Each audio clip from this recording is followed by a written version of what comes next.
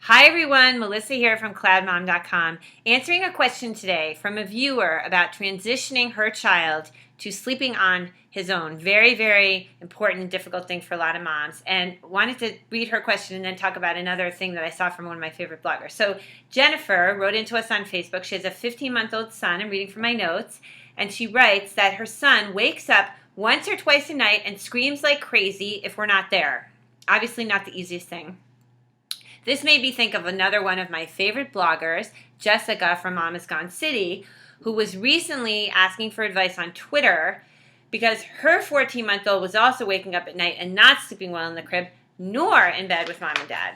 So the question is, what do you do? Now, I've been very open in the Cloud Mom videos about the fact that I've never co-slept. I even have a video called 10 Reasons Why I Never Co-Slept. So that's just to sort of start this off on an introduction. This is not something I have personal experience with dealing with this transition when a baby is around 14 to 15 months old. However, I do have a lot of experience with all the stuff I've gone through, the other problems I've had with my kids and sleeping. So I thought I would share those here and think about what I wanted to say to you guys. So the first thing, just mom to mom, that I can think to offer is I think the number one thing to do here is to really be clear in your own mind about where you want to end up. Is your goal to have your baby sleep on his own independently all night, or are you happy with the co-sleeping situation? You just want to make sure he's not waking up. Big difference.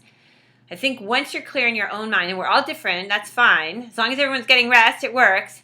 But once you're clear in your own mind as to where you want to be, it's going to be easier to know what the steps are to take to get there, okay? But I'm going to assume from what I've read from you guys that you're actually looking to sort of make the transition away from co-sleeping to having a baby sleep independently in his crib. So if that is the case, number two question, are you willing to tolerate any tears? To me, I've dealt with this with my own kids, and I tried to sleep train them from day one, but there's always a certain amount of like fussing or, trying to self-soothe or light crying that goes on for a few minutes. You can call me mean, you can call me crazy, but I had this with a lot of my babies, and then sometimes even with my kids now, they'll fuss and but I sort of leave them to their own and they end up sleeping. So I think that as much as that rips us to shreds as a mom, to me, getting that baby or toddler to transition to sleeping on his own in the crib will involve some amount of that fussing and crying. So you have to decide on your own how much of that you can take and decide whether you think you can take it. Okay. Once you decide where you want to be, if you've decided that that kid is going on its own in the crib, you really have to stand your ground and be firm. That means that nighttime, once it's bedtime, is not time for chatting, reading, fun, conversations. No, I mean, if they're out of the bed and you see this on a show like Super Nanny, they're going back in and you're not smiling and laughing and enjoying them in the way that you like to enjoy them during the day. And I think that will discourage them from wanting to stay awake because they will decide that it's really boring, and that can help.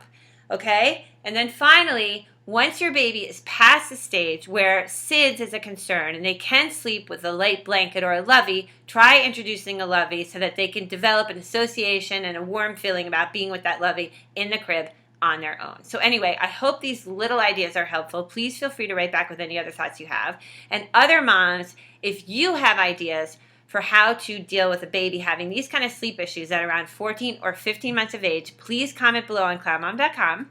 Thank you so much for watching, and see you next time.